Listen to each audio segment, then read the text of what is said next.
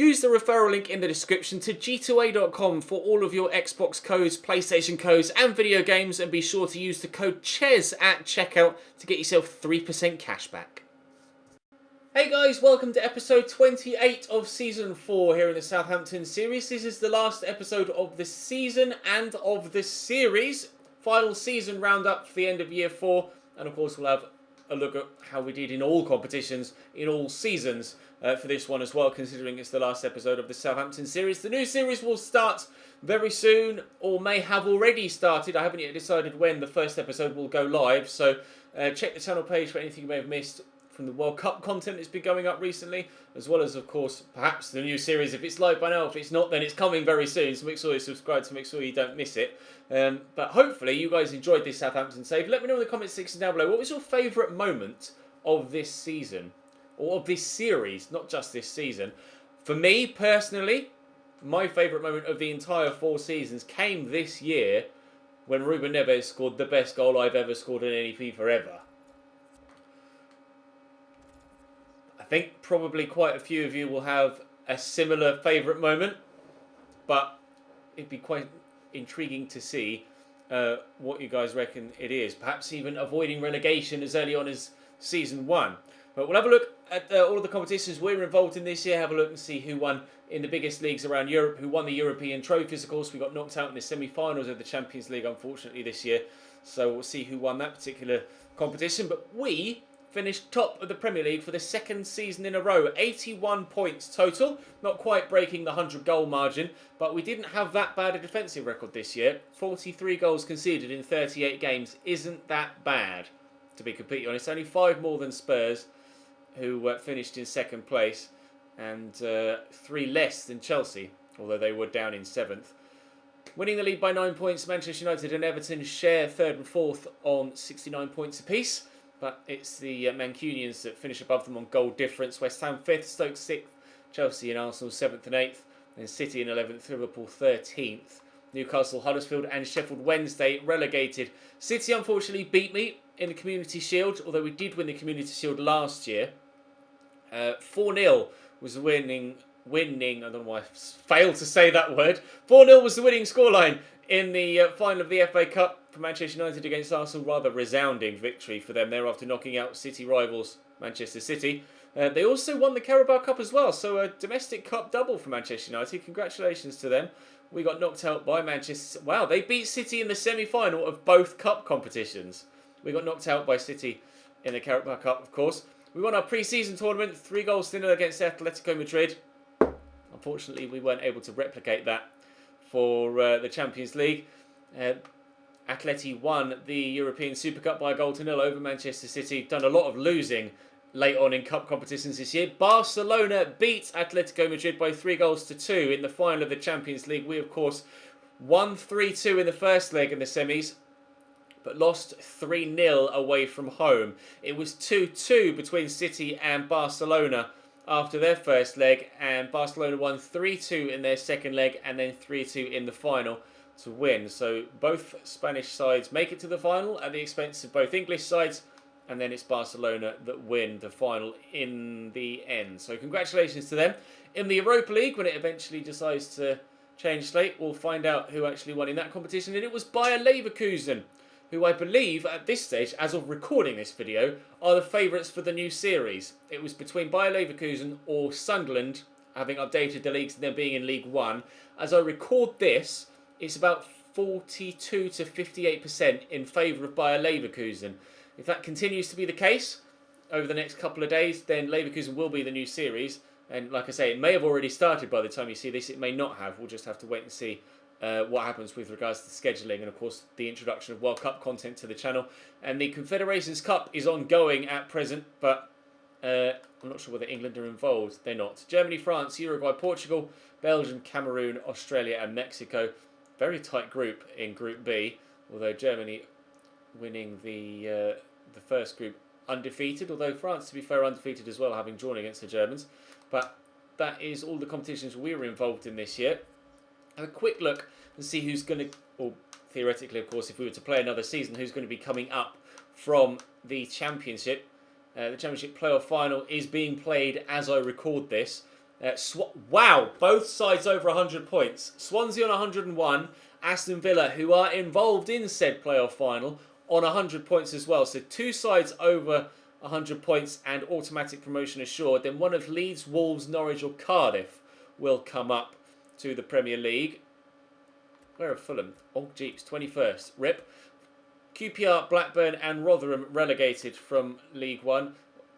Into League One. Charlton and Wigan get automatic promotion from League One to the Championship. Peterborough miss out on automatic promotion.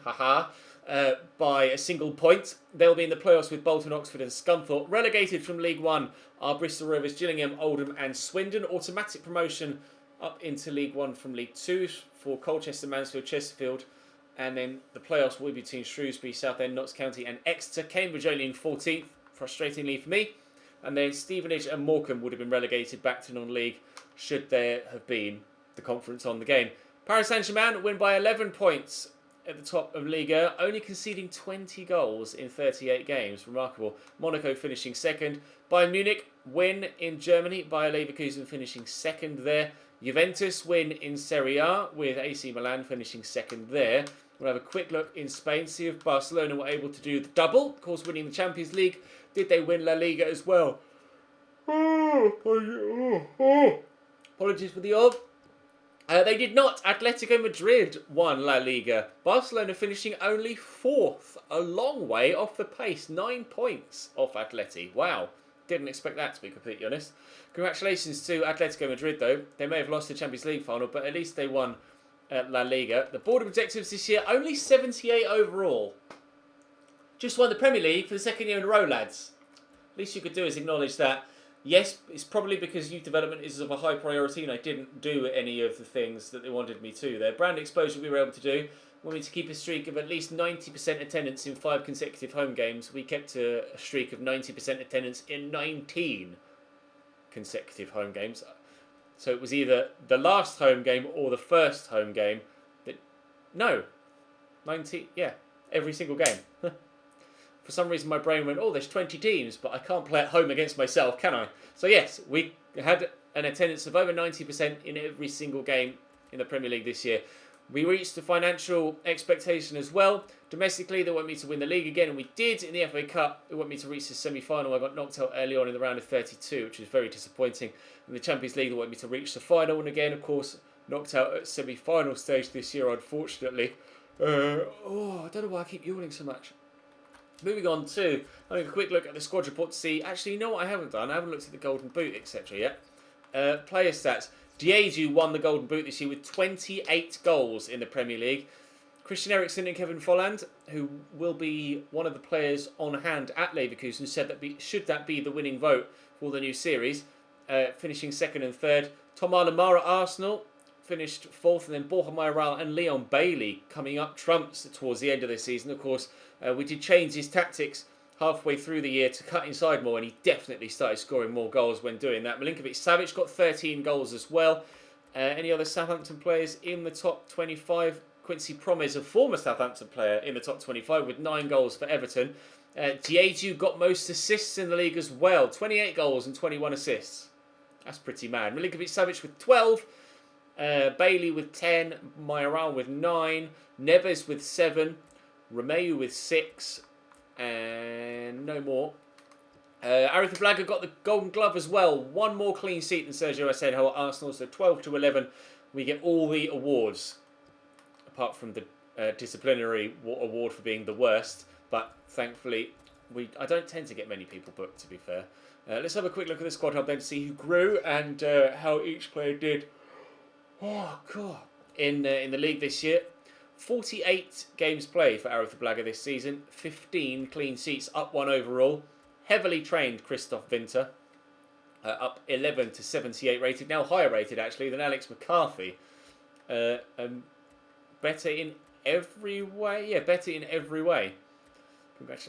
Congratulations to him. Odriozola up 2 to 87 rated at right back. Unfortunately injured currently, but he played very well all throughout the year. Really, really solid right back. I didn't expect him to grow as much as he has done.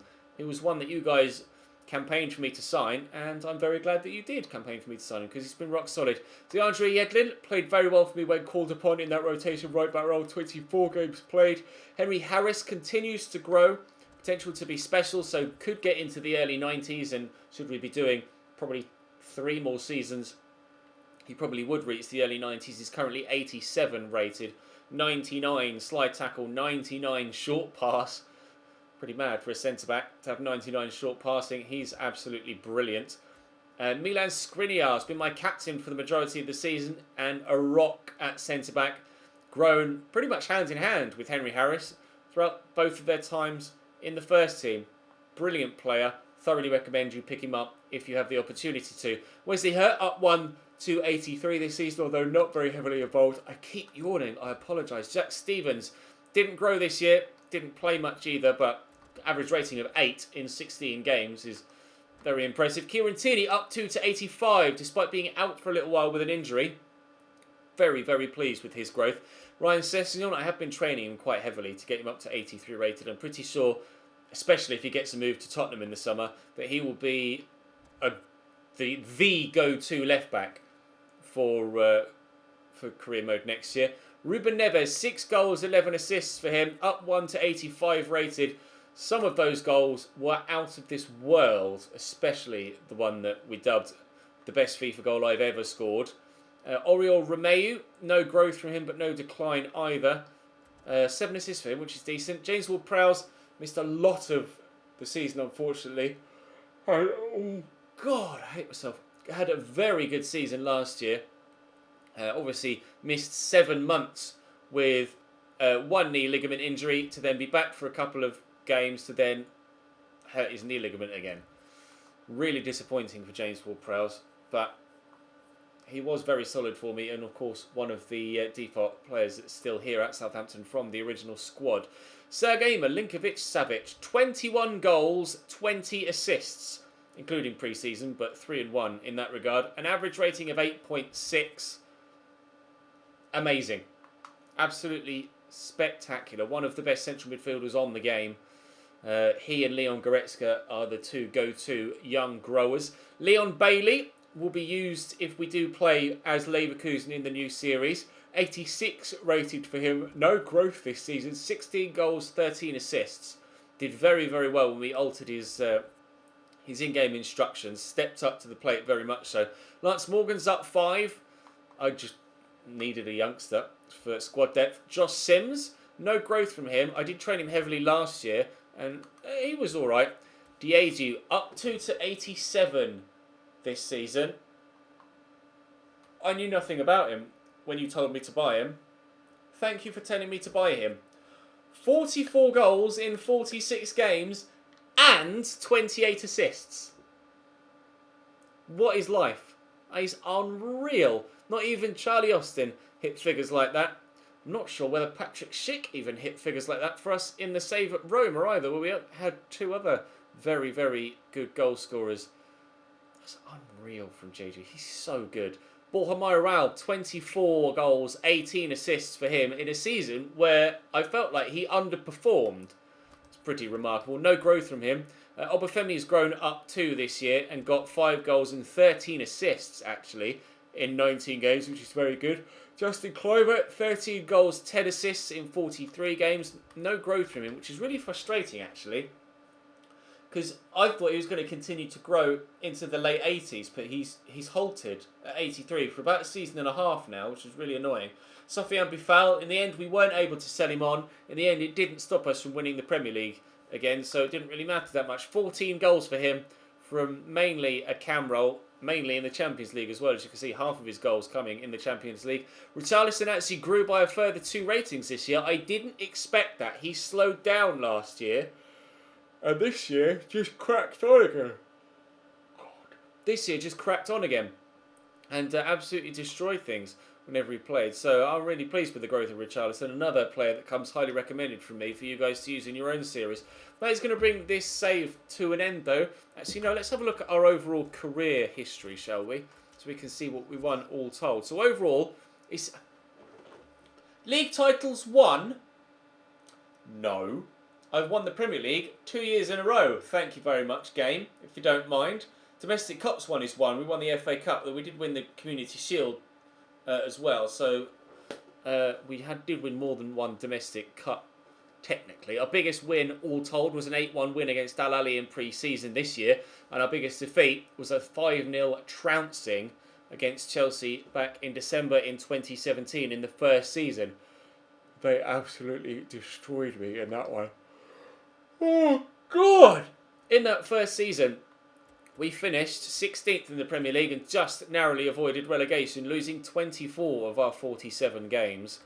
Knocked out in the Europa League in the qualifying round, Premier League finishing 16th, 4th round only in the Carabao Cup and 4th round only in the FA Cup as well. A very disappointing first season, but still one of the most entertaining seasons I've ever had on career mode, if not the most entertaining season I've ever had in career mode. In Season 2, we finished 2nd in the Premier League, although we only jumped to 2nd from 4th on the final day. We won the FA Cup, which was fantastic. Only round 3 of the Carabao Cup, but we'll brush that under the carpet. That's when Skriniar joined us for £38.7 million and became a very influential player for me at the back. Season 3, winners of the Premier League. First, 33 wins in 59 games played. That's when Milinkovic-Savic joined us and we sold Mario Lemina for £43.5 million. Semi-finals of the FA Cup. Disappointed not to retain that particular trophy. Only the second round is what we reached in the Carabao Cup. And in the Champions League, we lost in the round of 16, of course, to Juventus. And then this fourth and final season, again, winners in the Premier League.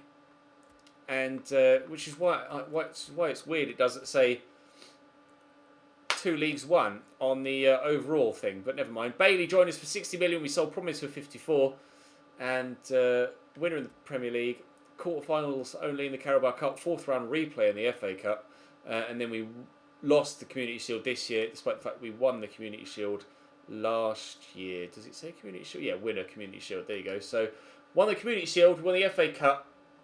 We won 2 Premier Leagues, 4 trophies in 4 seasons after nearly getting relegated in Season 1. I'm happy with that. It would have been brilliant to end with a Champions League win as well, but I think we have to be delighted with what we did at Southampton. To have taken the side from being where they were to where they are now, I think it's a very successful very successful save all told. Our transfer record fee was £75.4 million for Milinkovic-Savic. I earned, personally, nearly £13 million.